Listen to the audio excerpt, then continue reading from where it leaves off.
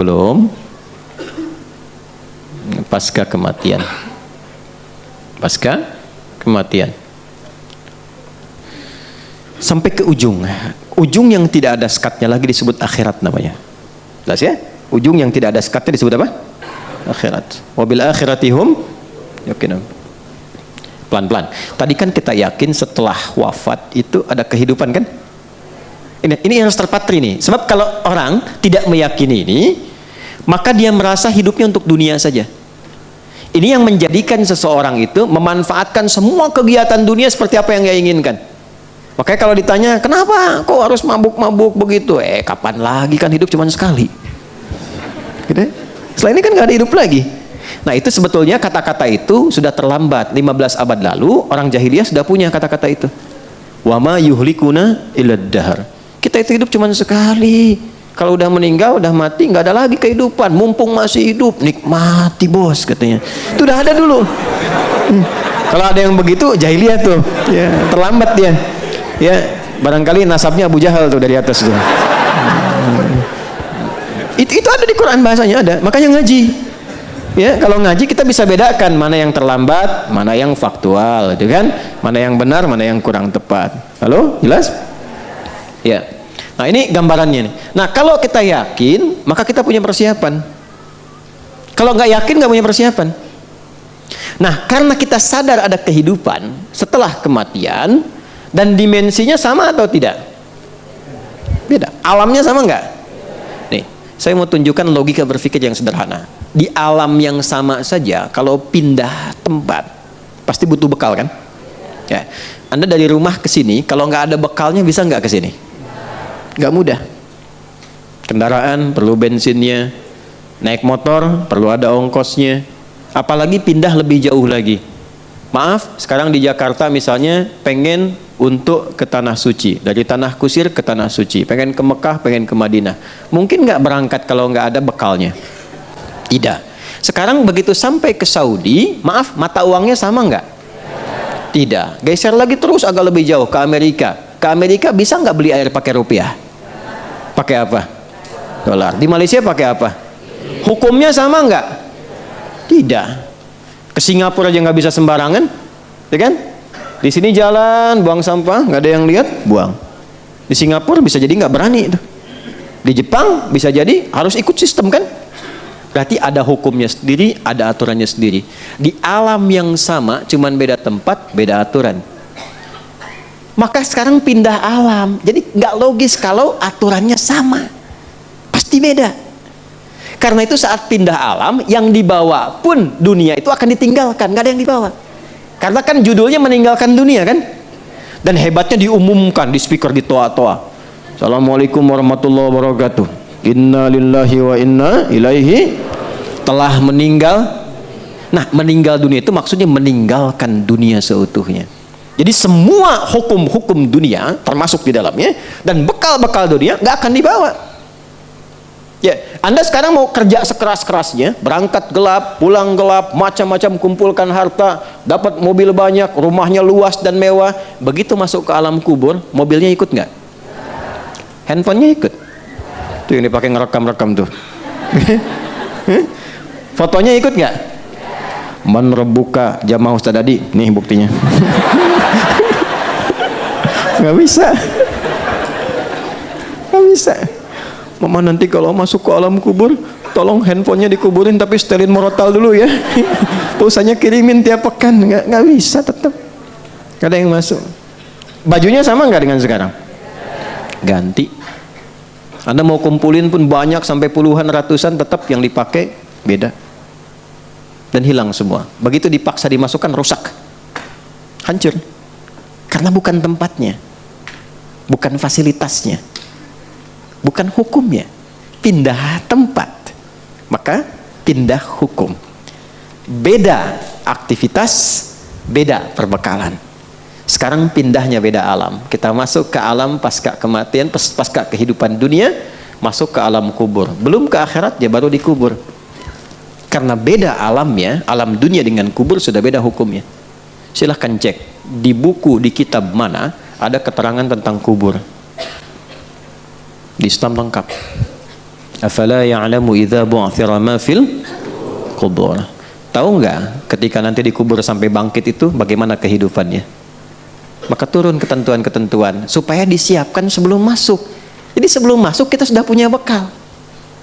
Itu indahnya dalam Islam. Terjadi sudah siap, nggak kejadian nggak ada ruginya. Itu jawabannya bagi orang yang nggak yakin dengan alam kubur. Nah, saya nggak ada masalah kok. Kalau nggak kejadian ya nggak apa-apa, nggak ada ruginya bagi saya. Tapi kalau kejadian situ yang rugi, ya kan? Oh, kubur tuh nggak ada apa-apanya, cuman tidur aja. Ya nggak apa-apa, saya tidur kan pengen enak, pengen punya fasilitas, tidurnya nyaman, empuk, mimpinya enak. Situ nggak punya persiapan, silahkan tidur dalam kubur, mimpi ketemu neraka. Ya kan? Anda di alam dunia mimpi ketemu kuntilanak, pengen cepet bangun kan? Jelas kan? Halo? Ini di alam kubur kan ada orang mengatakan nggak ada siksa, yang ada cuma tidur aja. Ya memang Anda tidur, tapi mimpinya neraka terus pagi sampai petang, dan nggak bisa bangun lagi. Tersiksa nggak? Nah, daripada kita capek dan bingung menelisik, ya mencari-cari, menduga-duga, yang sudah pasti aja Allah bilang apa pencipta kita. Nabi terangkan apa? Keluarkan kurikulum alam kubur sebagai persiapan pulang. Dan indahnya dalam Islam itu terintegrasi dengan kegiatan dunia dalam bentuk amal soleh tadi.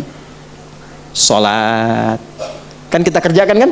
Apa manfaat sholat untuk dunia? Menjadikan kita menjadi lebih baik. Inna sholata tanha 'anil fahsya wal munkar. Apa manfaat untuk kematian? Dalam sholat ada tumakninah namanya, melatih ketenangan.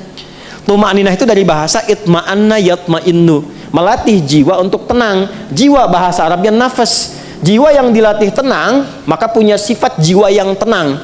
Dalam bahasa Arab disebut nafsul mutmainnah. Nah, latihan sholat kita tumakninah ruku, tumakninah dalam sujud, membentuk nafas mutmainnah. Apa manfaat nafas mutmainnah untuk pulang?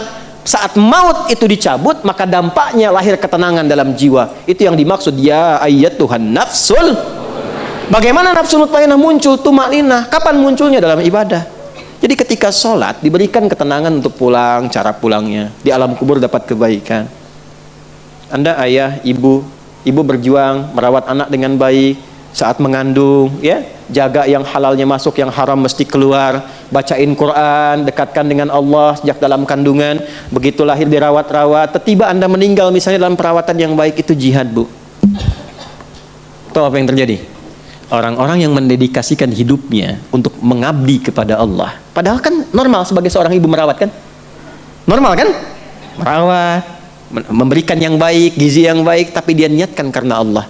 Itu begitu dia wafat, langsung turun kandungan ayat tentang fi sabilillah. Wala tahsabannal ladzina qutilu fi sabilillahi amwata bal ahya'un 'inda rabbihim yurzaqun. Orang-orang yang mendedikasikan hidupnya untuk beribadah kepada Allah, berjuang di jalan Allah, jangan dikira wafat begitu saja. Di alam kubur kami berikan kehidupan yang lebih megah dengan nikmat yang berlimpah. Dan perjuangan itu jangan selalu digambarkan kepada jihad militer. Itu ketika ada tuntutan, ketika nggak ada, keluarkan. Makanya belajar apa kurikulumnya menjadi jihad, perjuangan yang baik karena Allah. Antum tafaqquh fiddin, belajar, lakukan karena Allah. Ya, dalam Islam itu belajar apapun yang dipelajari, tujuan akhirnya mengenal Allah. Antum pintar sepintar-pintarnya jadi profesor, nggak kenal Allah, nggak disebut pintar dalam Quran. Justru Allah turunkan itu untuk diriset. Nanti poin nomor 3, kita kan baru 1, ya kan? Baru 1 kan? Nanti poin nomor 3 itu Allah tampilkan wal jibala autada, itu kan? Ada gunung-gunung, ada awan-awan. Wa anzalna minal mu'sirati ma'an tajjaja. Riset tuh awan, riset langit, riset lautan, riset daratan. Turunlah ilmu dari situ. Meriset langit, astronomi nanti. Ya, di daratan ada geologi, geofisika, geofisis dan sebagainya. Di lautan ada ilmunya lagi. Tapi puncak dari semua itu untuk kenal Allah, karena dibuat itu supaya Anda tahu ada pencipta. Bukan cuma gali tambang, nemuin emas, nemuin nikel, nemuin tembaga. Yang ketika meninggal gak dibawa semuanya. Gak dibawa. Ada yang kain kafan yang terbuat dari emas, dari tembaga? Gak ada. Jadi puncak tertingginya kenal Allah. Ngapain pintar-pintar gak kenal Allah? Dan gak dibawa pulang gitu. Jadi Anda diminta pintar, sukses, bahagia, ya, kemudian juga mulia, hartanya bisa dipakai untuk menikmati dunia. Saat yang bersamaan niatkan untuk ibadah, punya poin akhirat. Di dunia dapat, akhirat dapat, itu konsepnya.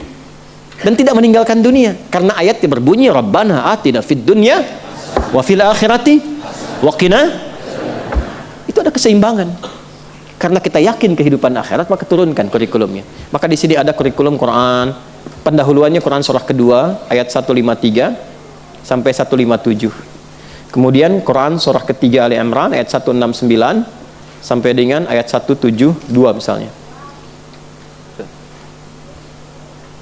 Nah, terakhir puncaknya, ini saya tutup di sini. Kalau ini kita ingin turunkan dengan cepat sampai ke akhiratnya, maka ada kurikulum. Ini langsung kalimatnya dari Allah untuk orang beriman dan bertakwa saja. Kalau Anda termasuk di dalamnya, berarti ayatnya untuk kita. Quran surah 59 ayat 18. Ya ayyuhalladzina amanu, hai semua orang yang beriman. Kita beriman tidak? Insyaallah ya, berarti masuk ya dalam ayat ini ya. Ittaqullah, bertakwalah kepada Allah. Kita termasuk golongan takwa insyaallah. Allah ya, kita berusaha untuk bertakwa. Perhatikan. Wal tanzura nafsum ma qaddamat liqad. Hendaknya setiap personal, setiap diri yang merasa beriman dan ingin meningkatkan takwa, maka buktikan dengan memiliki program hidup li ghad. Ghad di situ maksudnya sampai akhirat. Jelas? Bikin kurikulum sampai akhirat.